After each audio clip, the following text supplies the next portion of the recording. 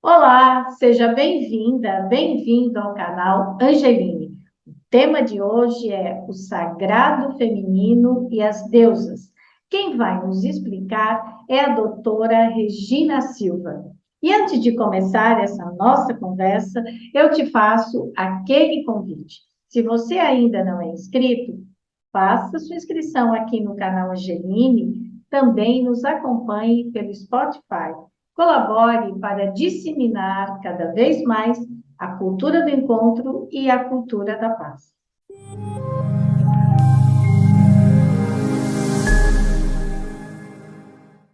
Regina Silva, é um prazer recebê-la novamente aqui no canal Angeline. Muito obrigada por ter aceitado o nosso convite. Cris, eu que agradeço mais uma vez estar com vocês, poder compartilhar um pouco de conhecimento. Isso eu acredito que seja muito importante. Então, a Regina é psicóloga, faz constelação familiar, tem vários cursos, trabalha há mais de 30 anos nessa especialidade, e ela hoje volta aqui para falar conosco sobre o sagrado feminino. Então, Regina, eu queria começar essa conversa te perguntando, primeiro, o que é o sagrado feminino? O sagrado feminino, Cris, é quando nós olhamos para o feminino, como olhamos para nós mesmos, para os nossos aspectos do feminino, com honra, com amor, com carinho, de uma forma sagrada e não profana. Entender que o feminino, ele engloba toda essa parte espiritual, toda essa parte que envolve o amor, que envolve o cuidado com o feminino. E aí você, então, divide isso entre as deusas, é isso? Como é que isso, a gente identifica esse sagrado feminino? Porque quando fala no sagrado, no feminino, ligando uma coisa a outra, as pessoas pensam em Nossas Senhoras, em santas, né? E você tem um aspecto que você olha isso diferente, seguindo as deusas. Eu gostaria que você explicasse isso. Então, o que acontece, Cris? Toda mulher, ela tem N arquétipos. O que são arquétipos? São personalidades complexas, intrínsecas e profundas que nós desenvolvemos desde o nosso nascer. As mulheres desenvolvem as deusas e os homens os deuses. E nós usamos o termo deusas porque o Jung, quando ele começou a trabalhar com o inconsciente, ele percebeu que as mulheres, elas representavam no seu cotidiano faces do feminino que ele conseguiu associar com as deusas gregas. Então, aqui nós não estamos falando especificamente de religião, mas sim da mitologia. Então, todas as mulheres têm N arquétipos. Eu trabalho com os 6 do Jung e 2 que eu percebi durante esses últimos 12, 13 anos de trabalho que faziam parte do nosso cotidiano. Então, quando nós não acolhemos esses arquétipos, quando nós não temos conhecimento, quando nós rejeitamos, nosso feminino, ele adoece. Então, como é que nós mantemos uma cura do feminino? Acolhendo cada um desses arquétipos e entendendo a importância, entendendo o quanto eles, na verdade, fazem parte da nossa saúde emocional e mental. E quando nós olhamos para algum desses arquétipos como profano, inadequado, feio, vulgar, nós estamos excluindo. Então, quando eu comecei a trabalhar com as constelações, eu percebi que nós precisávamos também integrar e curar esse feminino, ou seja, esses arquétipos que nós carregamos dentro de nós. E, ao curar, nós elevamos eles a uma posição de olhar para o feminino como um todo e de uma forma sagrada, porque cada um desses aspectos tem a sua função, a sua importância e a sua cura no nosso cotidiano. Quando nós não conseguimos vivenciar um desses arquétipos, quando nós rejeitamos, nós estamos nos profanando, nós estamos nos agredindo. Por quê? Porque isso faz parte da nossa necessidade diária. Então, quando nós falamos em sagrado, eu acho que sagrado é tudo aquilo que nós olhamos com reverência. tá? E olhar o feminino, o masculino também com reverência, faz com que nós consigamos uma cura muito mais profunda. O meu foco é o feminino, né? E É. por conta disso, eu comecei um trabalho, por ser consteladora, eu criei uma constelação específica para uma amiga há uns 12 anos atrás, para trabalhar e para curar o feminino dela, porque ela estava num momento muito desestabilizada. E aí eu percebi que ao fazer a constelação com os arquétipos femininos, o que aconteceu? Ela ficou mais inteira, ela entrou num processo de cura muito profunda. Por quê? Porque você trabalha com aquilo que está no teu inconsciente. E eu sempre bato isso, né? Eu faço questão de sempre falar isso, que a nossa mente consciente, ela é 10%, mas a inconsciente é 90%. Então, quando nós conseguimos fazer essa cura no inconsciente, automaticamente isso se reflete não só em nós, mas em todas as pessoas que estão conectadas a nós.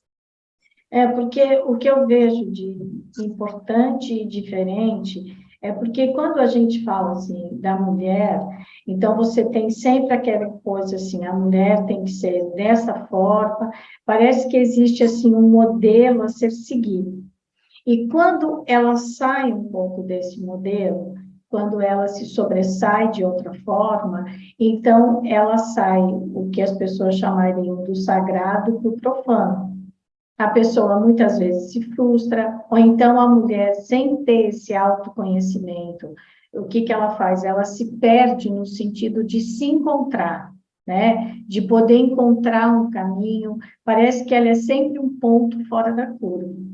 Então, o que eu acho bem interessante dentro desse seu trabalho é que você faz com que a mulher vá se conhecendo e vai vendo que as diversas faces que ela tem da vida, ou as diversas fases que vão ocorrendo, faz parte da vida dela. Não é uma coisa que ela decidiu, ela era assim e de repente ela virou assado. Né? Do que eu pude ler um pouco das deusas, eu entendi isso. São faces que a mulher tem e, ao mesmo tempo, fases com que ela vai mudando. O que não deixa de ser uma única pessoa, mas ela tem fases a ser, vamos dizer, caminhadas, né? Você nasce, você é adolescente, é criança, vai crescendo e vai mudando as fases da vida. Então, a pessoa diz, ah, mas ela mudou completamente. Não, ela deve estar em outra fase da vida dela. É isso que eu entendi do que eu li um pouco aí sobre as deusas? É isso que acontece? Exatamente, Cris. E é muito importante nós entendermos que nós não mudamos, nós só estamos vivendo faces de deusas diferentes. Então, assim, na infância, cada uma de nós temos um arquétipo mais forte. Isso independe da nossa família. Por exemplo, na minha infância, eu era a criança que você encontrava tentando aprender a ler muito cedo. Eu lia um livro atrás do outro, eu queria conhecimento, eu queria entender o mundo.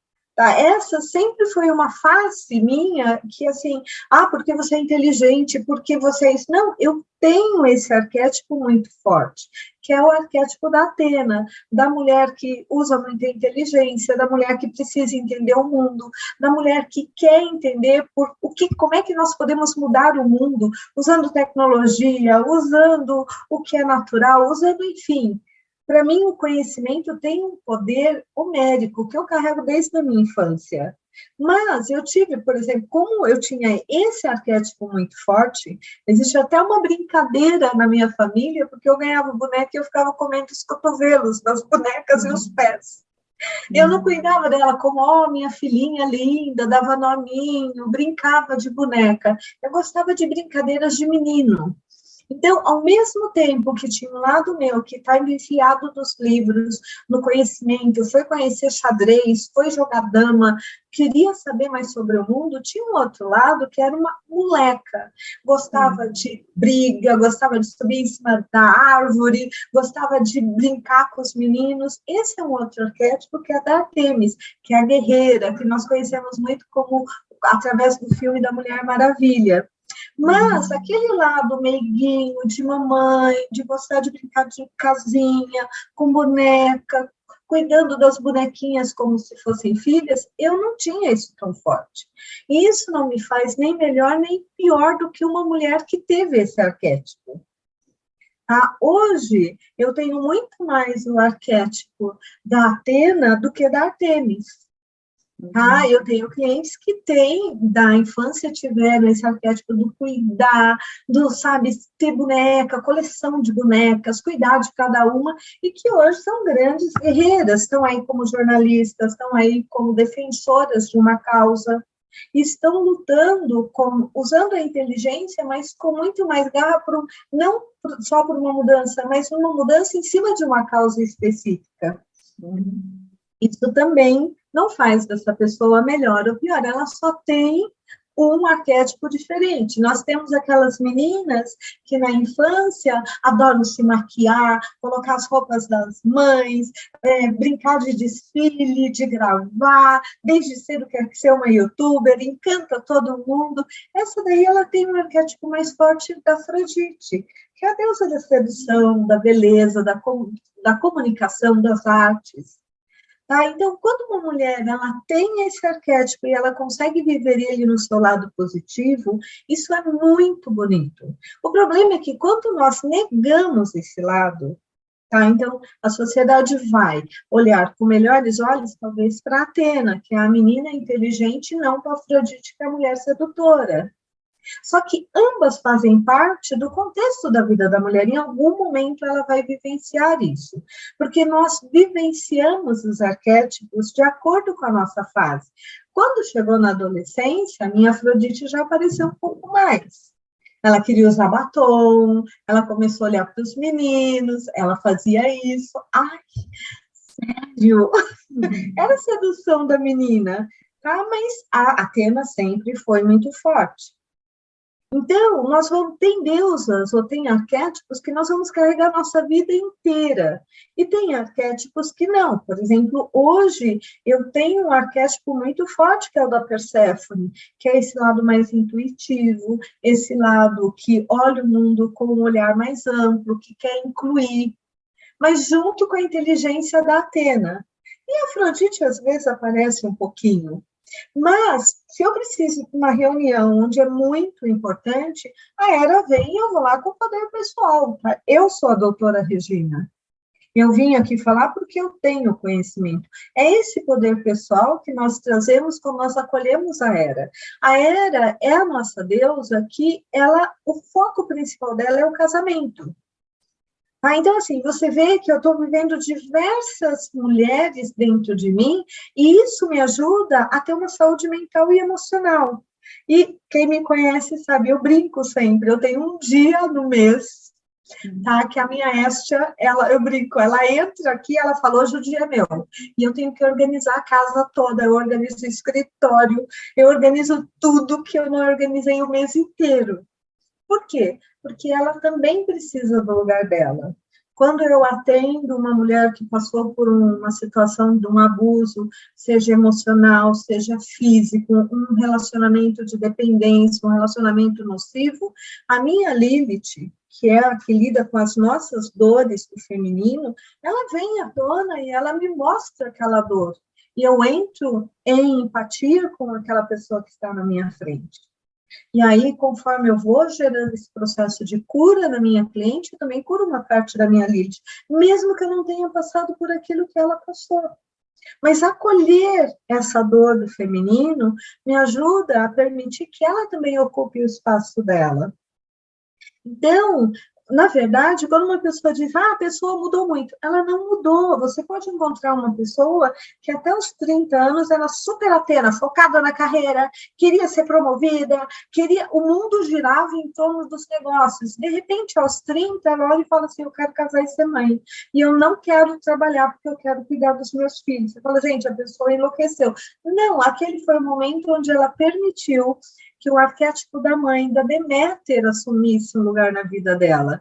E, às vezes, ela não quer dar esse espaço, e aí a Deméter vem de uma forma feroz. A pessoa não consegue pensar em nada, a não ser, eu tenho que ter um filho, eu tenho que ser mãe, porque os meus hormônios estão gritando, o meu relógio biológico está gritando. Na verdade, ela não deixou de ser quem ela era. Só que como ela não acolhia esse lado, quando esse lado vem, ele vem como se fosse um tsunami. E aí a vida dela parece que vira de ponta cabeça. Quando ela começa a acolher, ela consegue conviver com esse lado. Tá, eu quero ser mãe, mas eu também tenho a minha carreira. Então agora, em vez de pensar na próxima promoção, eu vou pensar em ter um filho. E eu não vou abandonar a carreira. Eu não preciso fazer essas escolhas. Eu posso fazer essas escolhas, que é muito diferente. Pode ser que, a partir do momento que essa mulher se torne mãe, ela se torne uma mãe super possessiva, super dominadora como mãe. E ela até esqueça o casamento, porque ela não viveu aquele arquétipo. Então, como ela não viveu, quando ele vem com muita força. O que eu quero trazer para as mulheres, primeiro, é o conhecimento de como vocês funcionam, de como nós, como mulheres, nós mudamos diariamente. Eu posso acordar de manhã com a Afrodite e colocar uma roupa super espalhafatosa, super sensual, e chegar no meio da tarde e falar, meu Deus, como eu vou para uma reunião com essa roupa? Tá? E no final do dia, eu só quero ir para minha casa organizar o meu jantar. Eu não quero fazer nada além disso. Ou organizar minha gaveta. Tá? E não tem nada de errado, isso não é anormal, isso é o normal. O anormal é eu me fixar em um só arquétipo e tentar ser aquele arquétipo 24 horas por dia, minha vida inteira, porque isso começa a gerar dores. E aí, quando eu começo a tentar viver um arquétipo que eu não acolho, eu entro naquele sentimento interno de incongruência, e para quem me vê também, quando a gente vê aquela mulher que está toda vestida sensual, mas a gente não sente nenhuma sensualidade nela, porque ela está vestindo uma fantasia, ela não está assumindo o arquétipo dela. Quando ela assume, ela não precisa pôr uma roupa sensual, é o jeito de sorrir, é o jeito de olhar, de piscar, é um jeito de mexer no cabelo. São coisas sutis que os arquétipos eles vão trazendo para o nosso cotidiano. Então, quando nós falamos assim, eu preciso viver esse arquétipo, seria interessante, primeiro, eu entender quem são esses arquétipos, entender como eles funcionaram, como eles atuaram na minha vida até agora, e como eu, conscientemente, quero que eles façam parte da minha vida a partir de agora. E para ajudar isso, aí eu criei um modelo de constelação super específico, que é a constelação das deusas, onde nós reorganizamos inconsciente e consciente para que você possa vivenciar essas deusas com mais harmonia. Então, as mulheres não são loucas, elas vivem arquétipos diferentes a todo momento. É muito rápido a mudança, às vezes a mulher nem se dá conta. Tá? Porque daí o que as pessoas falam é que assim, são os hormônios, eles estão alterados, então a mulher hoje está mais assim, está mais assado, né? As pessoas dizem é muito difícil entender o comportamento de uma mulher, mas é porque ela tem vários arquétipos, não é isso? E porque ela não se conhece. Os hormônios também mudam o nosso comportamento, mas eles só fazem com que algumas deusas fiquem mais atuantes ou não. Os hormônios ajudam a Artemis vir e ficar mais agressiva e mais impositiva. Ajuda a Afrodite vir e ficar mais meiguinha, toda dengosa. Mas, na verdade, não são só os hormônios. Elas existem dentro de nós, independente dos hormônios, elas existem desde o momento que nós nascemos. Tá? O problema é que o que acontece? Por questões religiosas, por questões políticas, houveram deusas que foram excluídas. Então, durante muitos anos, quais eram os arquétipos ou quais eram as deusas que eram muito bem vistas? A esposa, a mãe, a dona de casa. A Afrodite, que era sensualidade e sexualidade, essa foi excluída porque ela era um perigo. A Lilith não era bem vista, porque ela trazia a necessidade de nós olharmos para a dor do feminino, para o abuso do feminino, que não se queria olhar, ou naquele momento, aquilo não era pauta. A Artemis, que é a mulher guerreira, e que quando a mulher era assim, ela recebia até nomes, muitas vezes, hoje nós olhamos, e muito preconceituosos. Ah, é uma mulher homem. Na verdade, não, a Artemis, é só você lembrar da Mulher Maravilha. Ela não tem nada de homem, ela é uma mulher, ela tem a sensualidade dela, tá? Mas ela é uma guerreira. Ela vai para a guerra com mais ferocidade do que os próprios homens no filme, entendeu? Ela tem coragem para reagir. Tá? A Estia, durante muito tempo, ela foi vista como a dona de casa. Ah, então você tem que casar, ou você é a rainha do lar, a Hera, e aí você tem que ser a pessoa que recebe, que influencia, ou você é a dona de casa, que não tem nenhum poder. Só que ambas estão dentro de mim. Tem momentos que eu vou querer ser a Hera, e tem momentos que eu vou querer ser a Estia. Como eu disse, uma vez por mês, eu e a Estia temos uma relação profunda. E aí todo mundo diz que eu sou muito organizada. É a minha Estia que ajuda nisso. Agora, quando também a mulher decide não ser mãe, não ter, não, existe até um certo preconceito, né? Às vezes, por exemplo, a mulher acaba de se casar e a pessoa já pergunta, quando vai ter filho? Quando vai ter filho? Né? Quando você diz, não, eu não quero ser mãe, as pessoas reagem de uma forma, às vezes, até muito ruim. Parece que você é desumana. Não, você só não quer, né? Então, o que que acontece daí? A pessoa que não quer ser mãe, ela não permite que esse arquétipo floresça nela, é isso? Não, porque, na verdade, quando nós falamos da Deméter, por exemplo, eu não tenho filhos, mas eu tenho uma Deméter forte. Eu acabo cuidando um pouco dos meus clientes, eu cuido dos meus sobrinhos, eu cuido de mim. Tá? Quando eu preparo a minha comida, quando eu me preocupo com a minha dieta, quando eu me preocupo com a quantidade de horas de sono que eu preciso dormir, quando eu me preocupo com o meu parceiro ou parceira, se a comida está boa, se nós vamos pedir uma comida ou fazer uma comida, todos esses cuidados estão relacionados a Deméter. É que as pessoas começaram a olhar a Deméter como se ela fosse, a única função dela fosse ser mãe. E não é verdade. Se você tem outros arquétipos mais fortes, você não vai ter esse modelo idealizado de mãe. Por exemplo, eu tive uma mãe Atena. A mãe Atena é assim, filho, você tem que crescer e aprende a fazer as coisas, porque você tem que se virar, porque ela estimula muito a independência. Tá? Eu tive uma avó que tinha um lado Atena muito forte. Com 4 anos, ela falou para mim, você adora arroz, vou te ensinar a fazer arroz. Fala, pô, mas com 4 anos, sim, ela achava que eu tinha que aprender a ser independente, tá? Mas, se ela não vai ser uma mãe idealizada, tá? A Atena, ela vai priorizar a carreira do que os filhos, porque ela acredita que os filhos têm capacidade de serem independentes. Uma mãe idealizada, como a Deméter, ela vai proteger tantos filhos que, às vezes, ela não permite nem que esses filhos cresçam emocionalmente. Ela cria uma simbiose. Como uma cliente me disse, quando eu casei, eu não sabia fritar nenhum ovo.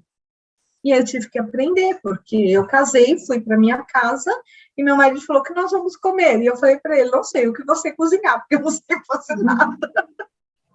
Por quê? Porque ela veio de uma mãe, Deméter, que estimulou ela como filha a ser dependente, mas estimulou o lado profissional. Então, o fato de ter ou não ter o desejo de ser mãe de uma criança, de passar pela gravidez, passar pela amamentação, cuidar daquele ser, não significa que essa pessoa não tenha uma Deméter. Quantas mulheres hoje não cuidam de um animal, de um cachorro, de um gato, enfim, tem esse amor que eles dão, tem por os amigos, mas não necessariamente por um filho. O problema é que nós vivemos numa sociedade que lá atrás, por conta desse passado, trazia que se a mulher não cumprisse o papel de esposa, de mãe e de dona de casa, ela não era boa. Só que com a mudança, tá? Graças a Deus nós vivemos uma outra época. Hoje nós temos a permissão para viver todos os outros papéis e não querer nos dedicar somente a um papel na nossa vida. Agora, Regina, tem mulher que já nasce, eu lembro, né, quando eu era criança e tal, eu não era de brincar, claro, tive boneca, brincava de casinha, mas eu não me imaginava casando, eu nunca me imaginei grávida, Mas eu tenho amigas que, desde que eu conheço, o sonho era entrar na igreja, de noiva, casar e ter filhos. Nossa, se a pessoa não tivesse filho, nossa, era um problema. Eu, claro, assim como você, gosto dos meus sobrinhos, faço tudo e tal, mas assim, eu nunca me imaginei nem com a barriga de grávida, sabe? Então, Uhum. o que eu queria entender é, existem mulheres, por exemplo, que quando elas nascem, elas já têm uma deusa mais forte dentro delas, ou isso é uma coisa que ela vai desenvolvendo conforme a educação que ela tem? Como é que acontece esse desenvolvimento desse arquétipo dentro da pessoa? Então, Cris, nós ainda temos poucos estudos sobre isso, para te dizer com clareza. A minha experiência empírica, nesses 13 anos, trabalhando com deuses, me faz perceber que é como se nós nascemos com todas as 8, mas tem uma que sempre vai ser, e eu até brinco com as pessoas, eu falo, olha, tem pessoas que têm uma deusa diferente. O que é uma deusa diferente? É uma deusa principal, que vem da infância até o momento da morte dessa pessoa. Então, uma pessoa que tem uma Deméter como deusa de frente, que começou na infância, o que vai acontecer? Ela vai sonhar, para ela, mais importante do que casar, Cris, é ter filhos.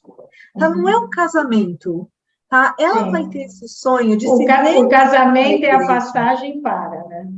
Sim, e muitas vezes essas mulheres que têm uma Deméter muito forte, elas muitas vezes vão casar com homens até mais jovens, que elas vão cuidar como filhos, e às vezes você ouve isso, eu tenho 3 filhos, 2 filhos que eu gerei meu marido. Ou seja, elas tratam esse homem como filho e não permite que eles ocupem o lugar de homem.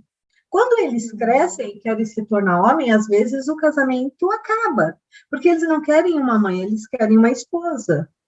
E ela quer ficar no papel da mãe eterna. Agora, se ela tem, tá? Esse é o caso de uma pessoa que tem uma deusa única de frente. No meu caso, eu tenho 3 que elas funcionam muito, as outras atuam, mas eu tenho 3 principais que eu percebo muito claramente, tá? Mas vamos imaginar que eu tivesse a Deméter e a Hera, tá? A Hera, o foco dela é o casamento. É aquela mulher que, desde que ela nasceu, ela quer bonecas vestidas de noiva, ela se imagina com aquele casamento de princesa, ela gosta de ser a princesa. Quando criaram o Ken, eu brinco, né? Você tem a boneca e você tem o marido. E aí o marido tem coisas. Ali é a representação da Hera. Então, para ela, o casamento é mais importante que os filhos, tá? É aquela mulher que ela vai acompanhar o marido sempre. E para ela, o casamento vem em primeiro lugar. Para Deméter, não. Os filhos vêm em primeiro lugar. Então, muitas vezes ela releva o casamento, ou seja, ela abandona o casamento para viver só o papel de mãe. Então, E quando a pessoa tem essas 2 deusas, o que acontece? Ela sonha com o casamento de princesa e ser mãe. Tá? E aí ela vai ter esses conflitos internos, se ela não tiver clareza de que são arquétipos complementares, porque ela pode ser esposa e mãe, e está tudo é, bem. agora, e tem também a deusa da espiritualidade, né? Como é que essa mulher se comporta? Então, essa mulher, ela tem 2 fases, tá? A primeira fase é quando ela é criança e adolescente. Nós chamamos de Coré, tá? Coreia, quem é a Coreia? Aquela criança que é super espiritualizada, que vive falando gosta de coisas do mundo espiritual, gosta de entender os processos da morte, gosta de ler sobre religião, tem uma intuição forte, mas, por outro lado, normalmente, quando uma pessoa tem a Coreia como deusa de frente, ela tem uma tendência de ter uma simbiose com a mãe. Tá? Então, é aquela mulher que tem uma super intuição, tem super ideias, é super criativa, é uma super artista, às vezes, principalmente se ela tiver Afrodite junto, mas ela se sente super insegura sobre o trabalho dela, sobre a capacidade de gerar dinheiro, sobre a capacidade de transformar aquilo num negócio. Tá? E aí você já percebe a Atena falando, né? Bom, se você tem isso, vamos transformar em negócio. Para ela, não, ela tem uma dificuldade muito grande. E quando ela não consegue superar, ela não consegue crescer, porque nós precisamos crescer com as nossas deusas, tá? Então, o que ocorre? Ela passa a vida inteira dela, ela sai da dependência da mãe, ela vai para a dependência do marido. Tá? E essa dependência, ninguém entende por que ela depende se aparentemente ela não precisaria, mas ela criou um vínculo de simbiose com a mãe e ela não conseguiu quebrar. Então, o que ela faz? Ela sai do vínculo para a mãe com o vínculo com o marido. Quando ela consegue quebrar isso, por exemplo, eu só consegui fazer essa transformação da minha Coreia em Perséfone, que nós chamamos ela de Perséfone quando ela fica adulta, né, quando ela se assume como mulher, quando eu tinha 40 anos. Mas para você entender, na história da Perséfone, ela é a filha amada da Deméter. Tá? A Deméter teve ela com Zeus e a Deméter se separa dos Zeus porque ela quer ser sua mãe. E aí ela cuida da Deméter como sua filha querida. Porém, quando a Deméter está lá pelos seus 15, 20 anos, naquela fase que está se transformando em mulher, ela é sequestrada pelo Hades, que leva ela para o mundo avernal, né? Que seria, no nosso termo, inferno, mas na mitologia grega é onde todas as pessoas que morrem vão, que é essa coisa da vida e da morte.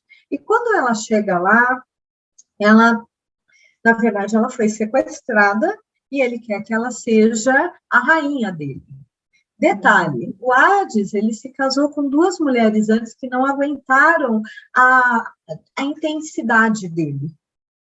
Tá? Então, existe na história que elas até se transformam em lírios, e todo mundo acha que a Perséfone, gente, ela não vai dar conta do Hades. O Hades é muito intenso, é muito profundo, é aquele homem profundo, possessivo, dominador, mas extremamente também espiritualizado, introspectivo. E eu brinco, ela dá um olé no Hades, porque ela não só assume o inferno, como ela assume com toda a integridade de uma rainha. Só que a mãe dela não aceita essa situação. Então, o que ela faz? Ela fala, não, ou eu recebo a minha filha de volta, ou como ela é a mãe terra também, o planeta vai ficar sem frutos, sem vida, porque eu não vou deixar ninguém ser feliz se eu não estiver feliz. E aí, o que o Zeus faz? Ele fala, olha, se ela não comeu nada lá no mundo avernal, ela pode subir. Só que ela, não querendo sair de lá, porque lá ela se encontra, lá ela se sente poderosa, lá ela tem controle. E apesar do jeito do Hades ser, ela é a pessoa forte na relação ali. O que ela faz? Ela come uma fruta.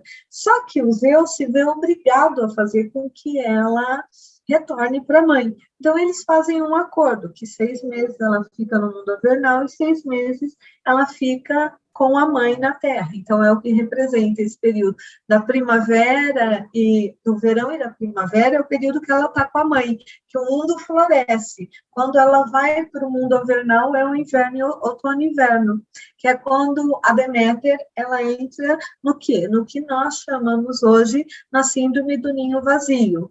É a mulher que, quando perde o papel de mãe, ela fica sem saber o que fazer, ela se sente perdida. Então, quando a Perséfone ela se assume, aí ela se torna uma mulher consciente da sua intuição, uma mulher que respeita a sua intuição, que ela tem a própria força dela. Aí ela começa aí sim ela tem poder. Até então é como se ela fosse uma menina como Coré e uma mulher como Perséfone. Entendi. Regina, o que eu estou entendendo aqui dessa nossa conversa é que quando a mulher ela passa a ter um conhecimento maior sobre ela mesma, quando você passa a ter o seu autoconhecimento, você tem uma relação diferente com o divino, com o sagrado, né? Eu acho que a gente pode exemplificar aqui, por exemplo, quando a mulher entra na menopausa. Ela começa a ficar um pouco mais irritada, os hormônios se alteram. O que ela precisa fazer? Não é rezar, ela tem que ir no ginecologista. ou então no endocrinologista, descobrir o que está acontecendo, saber se ela precisa tomar algum medicamento. E, claro, as orações diárias fazem parte da vida dela, mas não é que alguém está mexendo com a cabeça dela, que está enlouquecendo ela. O corpo dela está passando por uma transformação e ela precisa se medicar para isso. É a mesma coisa, se você está acima do peso, não é indo no culto, qualquer que seja a sua denominação, chegar lá, pedir a Deus me emagreça. Não, você sabe que tem que comer menos caloria e fazer mais exercício físico.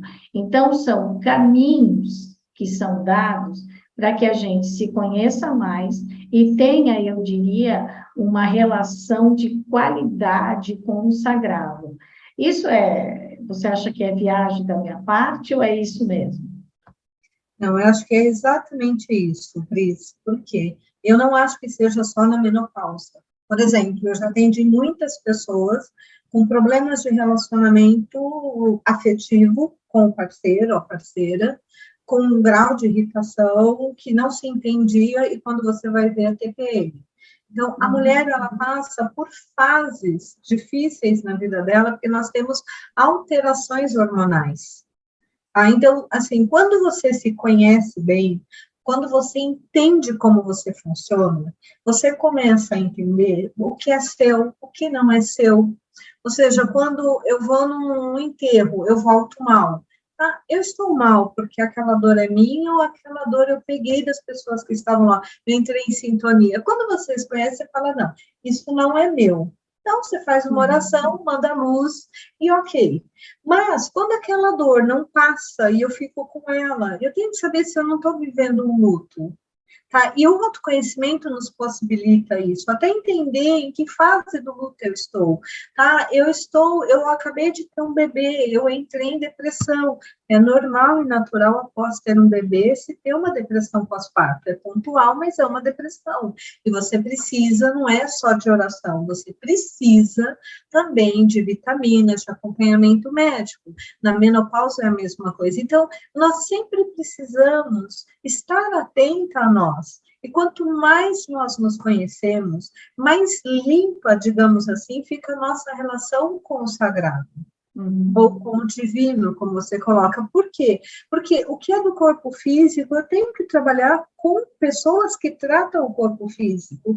Ou seja, é o médico, é o quiropata, é o osteopata, é a nutricionista, tá? É o ginecologista, o cardiologista.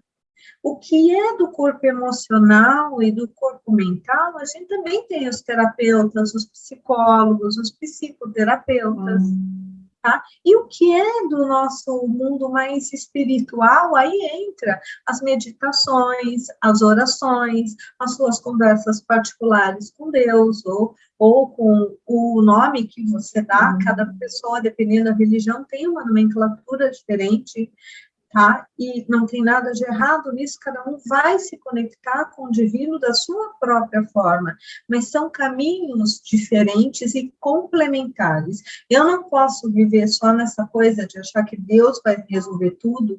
Tem uma frase na Bíblia que diz, planta que eu te ajudo a colher. Então, você precisa fazer a sua parte, que é ver onde está o problema para poder resolver. Óbvio, você pode rezar para ter mais clareza, mas o autoconhecimento te possibilita você rezar para ter paz interna, você rezar ou você meditar para se equilibrar emocionalmente. Hoje nós sabemos dos benefícios da oração e da meditação. Mas você também precisa entender que você tem um corpo físico, e esse corpo precisa de cuidado. Por quê? Não, tem pessoas que dizem, é um demônio. Não, nós temos que entender, senão, às vezes, vou dar um exemplo simples. Há pouco tempo atrás, eu descobri que eu tenho alergia a glúten, eu sou sensível a glúten. Então, quando eu como glúten, eu tenho dor de cabeça, e eu não sabia disso. Então, às vezes, eu amo um pãozinho, eu comi um pãozinho, eu tinha dor de cabeça, meu Deus, fiz exames, todos, procurei alguns médicos, e eu não resolvia. Aí eu fui no nutrólogo, e ele fez os exames, e ele me disse, você sabe que você tem 2 pontos, primeiro, você é sensível ao glúten, então você deve ter dor de cabeça, e você com fome tem dor de cabeça. Eu falei, caramba, é só isso? Eu falei, eu gastei tanto tempo buscando outras coisas porque eu não tinha conhecimento. Agora que eu tenho, eu até brinco, né? Quando um cliente fala, eu tenho muita dor de cabeça, eu falo, verifica se não é glúten ou não é fome. Ou queijo amarelo, que é o meu caso. Então, Mas porque assim, realmente, né? Aquela frase é comum, mas sempre é bom lembrar. O conhecimento é libertador. Então, um outro exemplo bobo, caiu, sei lá, alguma coisa no chão, você está com dor no joelho, não é Deus me ajude a pegar o que caiu no chão. Eu preciso fazer exercício, falar com o fisioterapeuta, ir no ortopedista, porque eu fico pensando se o divino, o sagrado, é preocupado com coisas tão bobas, tão pequenas, né? Então, você vai e se cuida, porque a sua relação com o que é espiritual, ela é realmente uma relação que ela precisa ser de qualidade. E a gente entender que a inteligência, o conhecimento, nos ajuda a chegar mais perto do sagrado se a gente fizer a nossa parte em tudo, né? eu acho, Cris, que nós temos, eu brinco, né? Eu acho que nós estamos vivendo uma das melhores épocas desse planeta, porque nós temos acesso à informação de forma fácil. Nós temos N metodologias de tratamento hoje que nós não tínhamos no passado. Nós temos N instrumentos que nos ajudam a detectar doenças que antes nós nem sabíamos que existiam ou que atrapalhavam a nossa vida. Então, eu vejo tudo isso como parte do divino. Eu acho que são ferramentas que nos são dadas para que a nossa vida aqui se torne melhor. Se eu sei que eu preciso de vitamina D, eu não consigo tomar sol, eu posso tomar vitamina D. No passado não existia essa percepção. Então, o conhecimento, ele é libertador, mas ele também traz uma autorresponsabilidade maior. Então, assumir a autorresponsabilidade pela sua vida significa você também ter que mexer nas suas relações. Porque quando você tem conhecimento e você assume a sua autorresponsabilidade, você não pode mais viver na chantagem, no vitimismo, na manipulação emocional. Então, isso é uma troca, nós precisamos entender, nós estamos aqui para quê? Nós estamos aqui para evoluir. E essa evolução, ela passa pela autorresponsabilidade. Quando tudo eu coloco na mão de Deus ou do divino, eu estou negando a minha autorresponsabilidade. É como um filho que vai morar sozinho, não fecha a porta de casa e alguém assalta e ele fala para a mãe, mas você não fechou a porta. A mãe vai dizer, mas eu não moro na sua casa. Aquela é a sua casa. Você, quando sai, tem que desligar o gás, se tiver gás, tem que apagar a luz, senão a conta vai vir homérica. Você precisa fechar a porta. Tá? Essa é uma responsabilidade sua, é uma autorresponsabilidade sua. Então, quando eu começo a delegar para o divino toda a responsabilidade sobre a minha vida, onde fica o meu desenvolvimento, a minha evolução? E o meu amadurecimento, ele está casado com a autorresponsabilidade. E a autorresponsabilidade é, se eu tenho um corpo feminino, aí é que eu estou dizendo de corpo, tá? Eu não estou discutindo sexualidade, nada, é corpo. Tá? Um corpo feminino, ele mensalmente, ele passa por variações hormonais, que se eu não entender, eu vivo o inferno todo mês e não sei por quê. Se eu tenho um corpo masculino, eu também preciso entender que ele produz hormônios. Ele produz, por exemplo, na lua cheia, o testosterona ele fica mais acelerado, então os homens ficam mais agressivos. Se eu não sei disso, eu vou achar que eu acordei virado no giraia, diz minha sobrinha. Não é. Eu tenho que entender o corpo que eu escolhi nascer aqui. Eu, Regina, escolhi um corpo feminino. Então, ele passa por variações hormonais mensalmente, inclusive pela menopausa. Tá? E que eu preciso cuidar. Por isso que é um templo sagrado. Eu preciso cuidar desse templo. E aí inclui as minhas deusas, inclui as minhas emoções, a minha autorresponsabilidade e o cuidado consciente com esse corpo, para que eu possa ter uma boa vida aqui. E porque se você tem uma boa vida, você se ama, você reverbera esse amor por você mesmo nos outros, e a gente colabora para o mundo ser melhor, né? É assim que funciona. Porque quando você está com raiva do mundo, você não gosta nem de você, nem do outro, né? Então, as coisas, elas não andam como eu imagino. O que a gente veio fazer aqui? Tornar esse mundo melhor. E para a gente tornar o mundo melhor, a gente tem que se amar, amar o outro e reverberar, que é esse termo que se fala muito, né? Mas é reverberar essa alegria, esse amor, essa maneira de viver e respeitar o outro, né? Em todas as suas fases. Mas eu só posso respeitar o outro se primeiro eu me respeitar.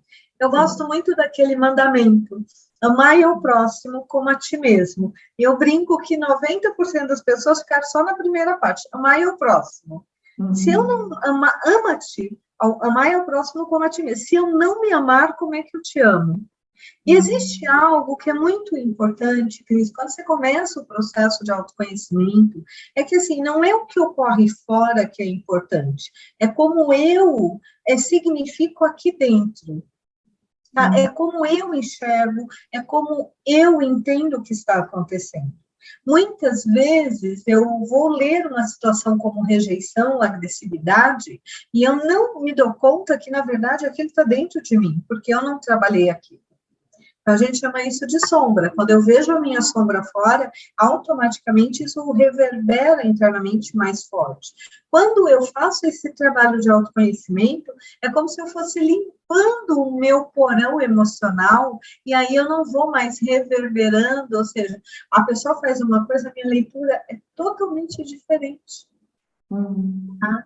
Então, não é o que ocorre fora que é importante, é como eu significo isso para mim. E essa significação está totalmente ligada ao quê? Ao seu autoconhecimento, ao que é seu e ao que não é seu, o que você está vivendo naquele momento. Então, isso que você disse é muito sério, porque a maioria das pessoas, elas acham que elas já estão vivendo. Não, nós temos ferramentas para ter uma vida melhor. Muitas, na verdade. E aí é uma questão realmente de escolha, né?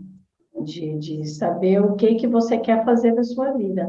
Aí vem aquela frase: cada um é responsável pelas suas escolhas, né? Porque muitas escolhas, elas não dependem de grana, elas não dependem de nada. Elas dependem apenas de uma iniciativa da própria pessoa, não é? Sim. Na verdade, é a priorização. Tem duas coisas que eu já descobri que depende da sua priorização. O que é a priorização? Nós temos N escolhas, nós fazemos N escolhas diariamente. A questão é, o que eu vou priorizar primeiro? E, dependendo dessa prioridade, o dinheiro e o tempo, que é o que nós dizemos que temos menos, se torna próspero, se torna abundante. Porque tem muitas coisas que não é dinheiro e não é tempo.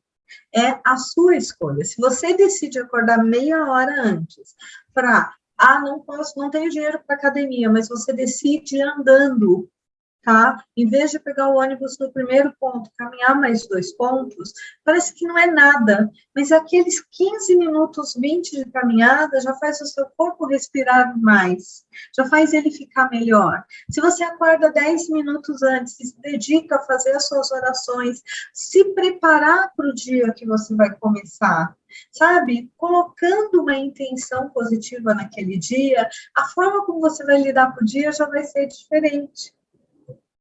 Entendeu? Então, assim, mas é a autorresponsabilidade e a priorização. Ou escolhas, como você estava dizendo, que para mim é praticamente a mesma coisa, né? Não é a mesma coisa, né? Regina, nossa, é uma delícia aqui conversar com você, ficaria horas. Eu quero saber se para o que a gente começou aqui a nossa conversa sobre o sagrado feminino, sobre as deusas, você gostaria de dizer alguma coisa que eu não te perguntei? Olha, Cris, eu acho que o que eu diria para você, eu compartilharia com você um sonho que eu tenho tentado compartilhar com as pessoas, que é nós precisamos investir no nosso autoconhecimento. O autoconhecimento, na verdade, é o que faz a grande diferença na nossa vida e que faz com que nós realmente tenhamos uma vida plena.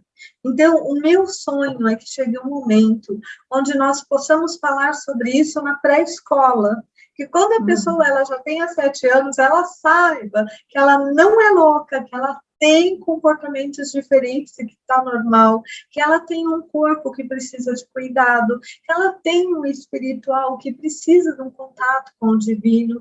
Então, o meu grande sonho é que as pessoas cada vez mais possam entender a importância de se autoconhecer, a importância de assumir a responsabilidade por si próprio e, principalmente, pelo que ela sente e por que ela sente aquilo. Isso, para mim, é totalmente libertador. Então, acho que o que você não me falou, não me perguntou foi qual é o teu sonho. O meu sonho é que todas as mulheres e homens do planeta tenham acesso ao conhecimento e possam priorizar o autoconhecimento. E com isso, né, você se conhece melhor, você se ama mais e você ama o próximo, e aí junto a gente tenta fazer esse mundo melhor. Não é isso? Exatamente. E, Cris, se alguém quiser saber mais informações sobre as deusas, sobre a jornada das deusas, porque eu chamo é uma jornada, né? Nós temos o nosso Instagram, que é o @Jornada das Deusas de Iracer, tá? Mas também tem o @Juracer, que a pessoa consegue mais informações sobre isso que eu falei. Então, assim, eu quero te agradecer muito por essa oportunidade, porque eu sei que o seu canal vai levar isso para muitas pessoas. Isso faz parte do meu sonho de estar nesse planeta. Um dos meus propósitos de vida é levar autoconhecimento. E eu acho que se nós curamos a mulher, é muito mais fácil curar o masculino depois. Porque uma mulher curada, ela cura o masculino. E nem sempre o masculino curado vai curar um feminino. Porque é a mãe é que cuida das crianças, né? Então, quando esse feminino está curado, tudo ao redor dela floresce. Ela é o esteio mesmo da casa, da família, né? Todo mundo fala isso, mas é verdade. Regina, olha, eu agradeço imensamente, principalmente o seu tempo, né, que é precioso, mas agradeço de forma muito, muito, assim, muito agradecida mesmo, eu diria, de você compartilhar parte do seu conhecimento, de você dar aqui ótimas dicas.